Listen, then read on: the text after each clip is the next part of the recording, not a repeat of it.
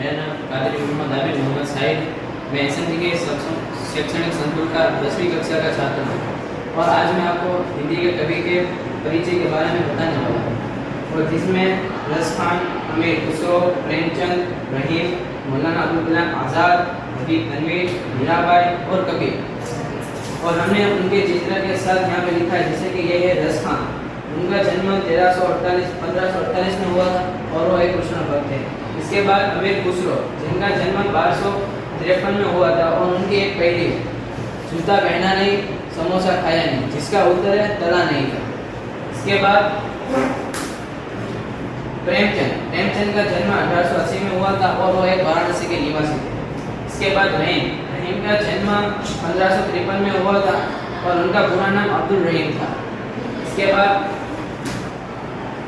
मौलाना अबुल कलाम आज़ाद, जिनका जन्म 1885 में हुआ था और वह अपने सर्वप्रथम भारत के शैक्षणिक मंत्री भी थे। उनके बाद आते हैं हबीब तनवीर का जन्म 1953 में हुआ था और वो एक छत्तीसगढ़ के रायपुर के निवासी थे और वो एक नाट्यकार और पत्रकार भी थे। इसके बाद आते हैं मीराबाई का जन्म 1448 में हुआ था और वो एक कृष्ण भक्त थे। उनके बाद आते हैं कबीर का जन्म हुआ था 1348 में और वो एक निगुर व संत थे।